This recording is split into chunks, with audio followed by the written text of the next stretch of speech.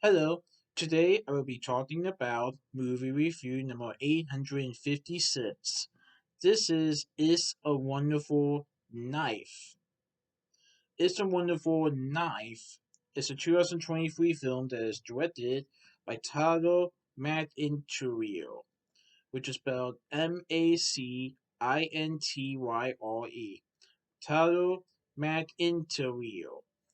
This has RLJE Films, Shudder Productions, and Defy Concord Productions that I saw on November 10th, 2023 at Regal Cinema 16 in Deerfield Town Center in Mason, Ohio.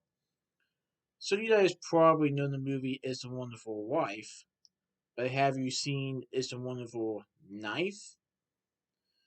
So, this is about a high school student named Winnie, who is just a normal teenager trying to fit into school, trying to balance her school life with her personal life, and Christmas is coming up. But something unexpected happens that causes her best friend to be killed by this person that's wearing a white mask and has a knife. Well, Winnie was able to kill this guy, and so the movie takes place a year later, where her wife is less than wonderful 1 year after saving her town from a psychotic killer on Christmas Eve. When she wishes that she was never born, she finds herself magically transported to a nightmarish parallel universe. In other words, 1 year after the psychotic killer attacks, she feels that her life is not wonderful anymore. She lost her best friend, her boyfriend is cheating on her, and her family doesn't understand her anymore. So she decides to make a wish that she was never born. Well, you gotta be careful what you wish for because she gets transported to a parallel universe where the killer is still alive. And her town, Angel Falls, is definitely not so much Angel anymore. As the town um gets as a town starts to become a lot of the mayor's evil plans. So the mayor wants to do stuff to Angel Falls that a lot of residents do not want him to do. And in this parallel universe, he does these things. But Winnie needs to figure out what happened to get her wife back, but also at the same time trying to take down this killer again before he kills more people. With the murderous maniac now back, she has to team up with a misfit to identify the culprit and get back to her own reality.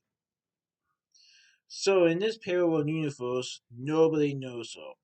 Not even her friends, her family, her ex-boyfriend.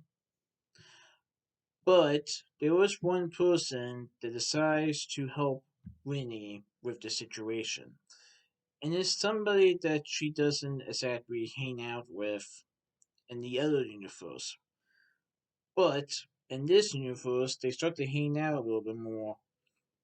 And they realize that they have a little bit more in common with each other and actually start to like each other.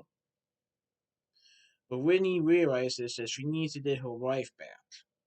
But at the same time, needs to save Angel Falsden from this killer.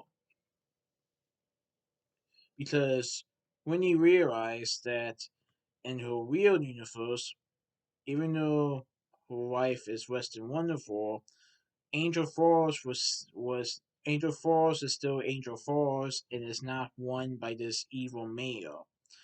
But also with the killer being dead. Now in this parallel universe, the killer is still on the loose. The town is definitely being turn over to the evil mayor, and Winnie's wife is more than less than wonderful. It's even worse.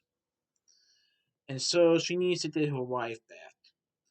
But in order to do this, she has to figure out who the culprit is and how to kill him before it's too late. Oh, I thought it was pretty good. I won't say who the killer is, but let's just say it has to do with the evil plans that the mayor wants to have to this town. That's all I'm going to say.